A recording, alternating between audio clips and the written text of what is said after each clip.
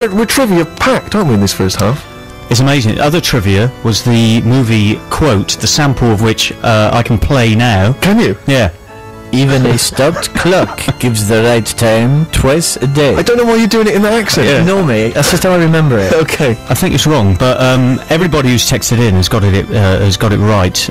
That's Ed from Nottingham, Simon in Exeter, Sarah in London, Tristian in London. Tristian. They're all right. Brilliant. Tristian. Yeah.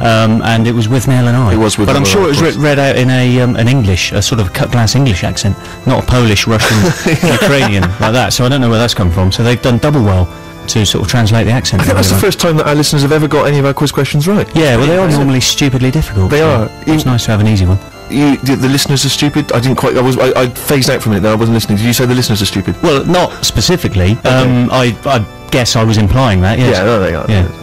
Yeah. That's something okay. I didn't say the listeners are stupid. I love them all. My problem though, Steve, this week I've got a gigantic conundrum and I need a bit of help with it.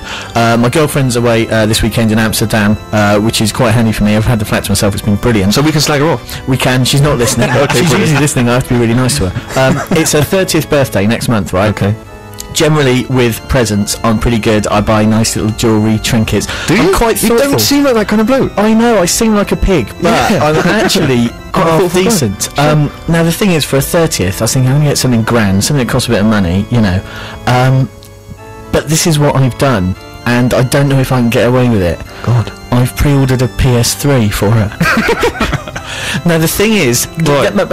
Wait a minute. The thing is, she enjoys playing console games, right? Does she, though? She does. I don't. I don't generally play them, but she's always playing those things where you're driving around killing people. So she's going to like it. My problem is it a suitable gift for a 30th birthday? And if it's not, I'm in trouble, because it's cost me a fortune, and I can't afford to buy her anything else. That's tricky, because what worries me is it's not a romantic gift. No, I know. And you're sure it's not going to be construed that you want to... Well, this is the You want problem. one yourself? And the other problem is it's going to turn up in a couple of weeks. Her birthday's not for about 4 weeks. How am I going to keep it in a box without busting it out and playing it? Well, chuck it our way. Yeah, That's be fine, around ours. We'll be That's the fine with obvious that. solution. So, I don't know, is it a suitable present? Do you think I'm going to get away with it? Or am I going to have to do something else? Do you know what I'm going to do? What? I'm going to put it out to the listeners. I'm going to bloody put it out to the listeners. Not those because- idiots. Don't slag them off. Oh, mate. sorry. Stephen.6music at bbc.co.uk, text 64046. Is it a good idea? I see. My inclination is that you want maybe get something a little romantic as a sideline. Yeah. You know, but I don't know. Game, that'd be nice. Yeah, yeah. It's tricky I'm not one, that. aware of any 30-year-old woman who'd love a PS3. No. That sounds unlikely. Are you sure you've got that right? Well, this is it. This reminds me of when Homer Simpson bought Marge a bowling ball with the Yeah. word Homer written on it. Yeah, okay, 64046, Stephen.6music at bbc.co.uk, you know it. If you can be bothered to answer Harry's query, is a PS3 a decent gift for a lady turning 30?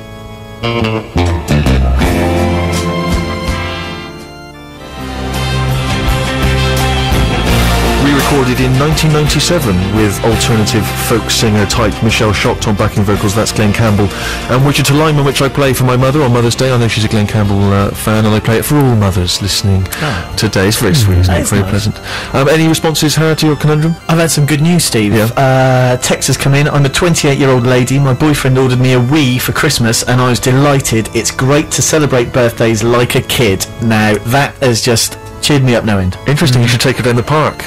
And she could go on the swings, and then you could have some diamond white cider afterwards. Perfect. The greatest 30th ever. Well, we celebrate like every Friday night. Oh, he slammed that right back at me. Okay, each week you come in and you suggest tunes to me, and so sometimes they've been mediocre, occasionally they've been strong. What have you got for us this week, Har? Well, this week, Steve, a little-known band called the Starlight Desperation. Now, I don't know, just kind of doomed to failure by having a bit of a rubbish name, I guess. They're a bit like the Dandy Warhols. They came out of California with like a love of old sort of 70s rock. They moved to Detroit just before the White Stripes blew the whole scene up there, and they just seemed to be in the wrong place at the wrong time. But they released a few corking albums, and this track is called Notes from the Drag.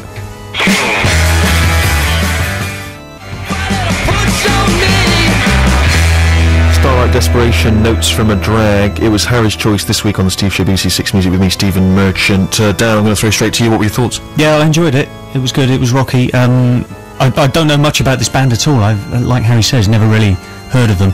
Couldn't really understand why that wouldn't have been a hit around about the time. Any more revs, Harry, about why that might be? Well, no, I don't know. The front man, he's got these ridiculous cheekbones. He's a pretty boy. They should have done well. It's a disgrace. I'm absolutely appalled that they never did better. Well, I mean, it's got all the hallmarks of a tune that would make it onto the Steve Show playlist. Oh. But wait, what's Dan come up with? I brought in a track by Wire, Steve, called Eardrum Buzz. I don't know if you're aware of Wire. They were I feel that I ought to be. an alternative band. They were certainly around in the 80s. Now, around about the time I was maybe 13, 14, a difficult age, and there were music shows on Channel 4 that kind of enticed me in, the chart show you might remember, and they do a rock, a dance or an indie chart, and I found myself curiously drawn towards the indie chart. It was always the most interesting for me, and I think that's where I first saw this song, the video for it, which has got everybody dressed up a bit like the Joker in the old 60s version of Batman.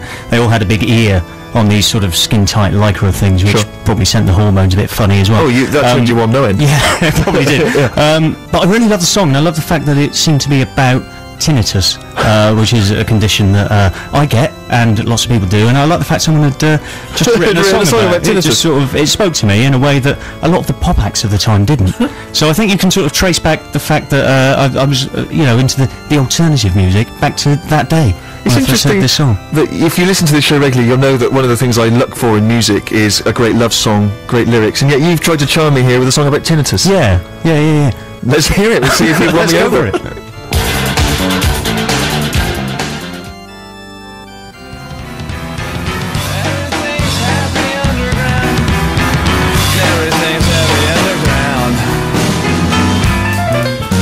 Then folds 5, Underground, on the Steve Show with me, Steve Merchant, BBC 6 Music.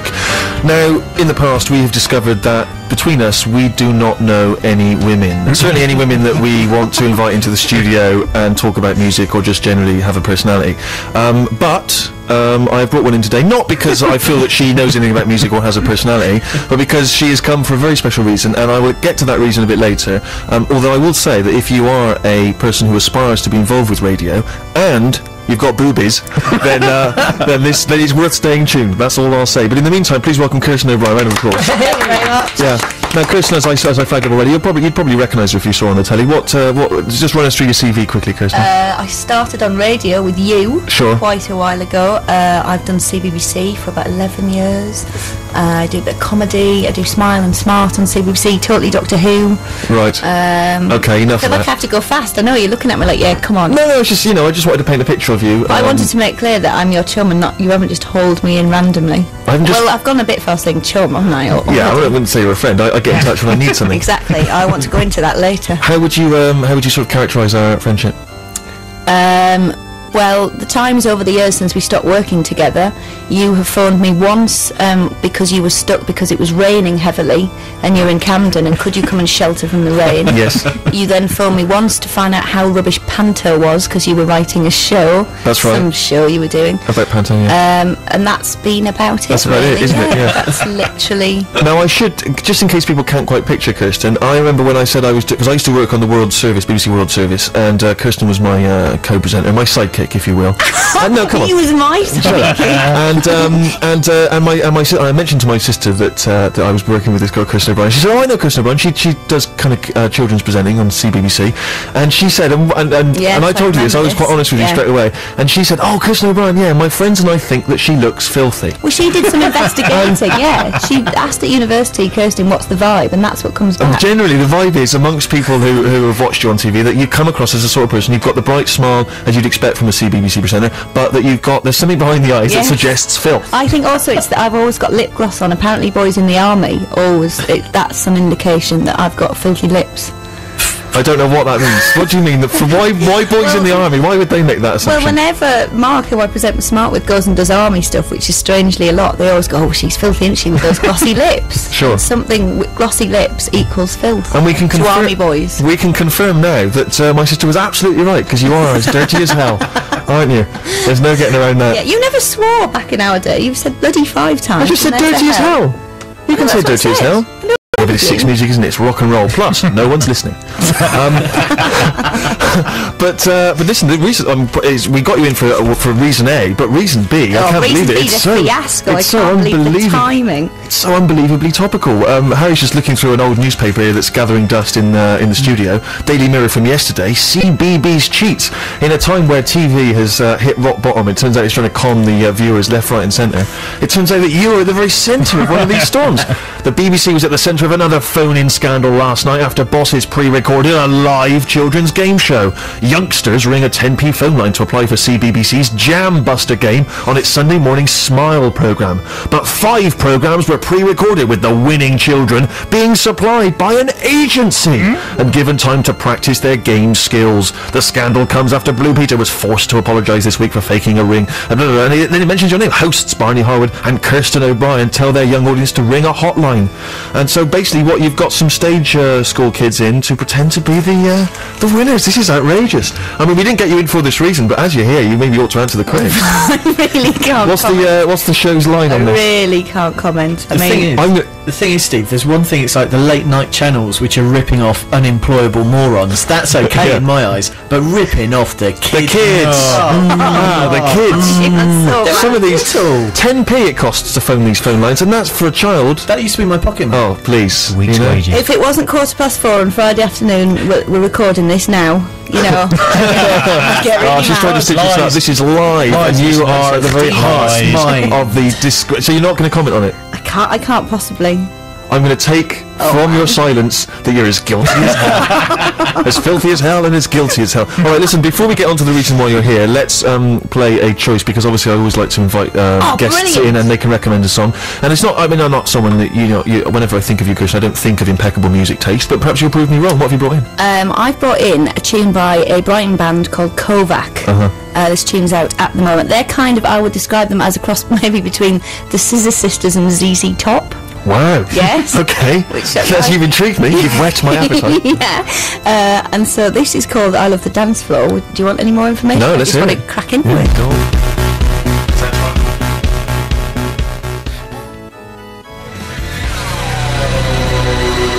I Love the Dance Floor by Kovac, the choice of TV kiddie con artist Kirsten O'Brien, who is with me in the studio. If you've only just joined us, she is embroiled in a massive scandal that has enveloped the nation, and people are outraged. She's been single-handedly targeting youngsters and stealing money from them, but we haven't got time to go into that because the clock is ticking. Did you like that tune? I did quite like that tune, actually. Yeah, it reminded me of who's the woman who does the song. You know the one I mean. No, you know the one I mean. Who sometimes wears a tail. She sometimes has a fake tail that she wears at Glastonbury and stuff, and she trollops around the stage in high heels and stuff. Oh, you know who I mean. Goldfrapp. Goldfrapp. Alison Goldfrapp. Yes, thank you very much. Yes, that's who it reminded me of, Kirsten. Yeah. All right. Yeah. Okay. Now listen. The reason that we've actually dragged you in here is not to probe you for information about this scandal in which you're the very centre of, but actually because I want to launch a new campaign. It's well, I don't know how can I go about. I don't even know where the idea kind of generated from. But as I said earlier, it's been very hard for us to locate a regular female contributor. Not that we don't know, we know women obviously, but we want someone who's passionate about music, who wants to come in and share music, but also perhaps who feels at home behind the microphone. And it's very difficult. Now you are someone who's done a lot of broadcasting, stuff like that. What tips can you give for aspiring people who are trying to get into broadcasting? Obviously we've covered the filth bit. Sure, be filthy, yeah. I think because when we worked together, you definitely fancied me. Not really. No, you did. You admitted it. You admitted as much. Don't even attempt to backtrack. When did I admit that? You said after we stopped working with each other, there was a time when you would have.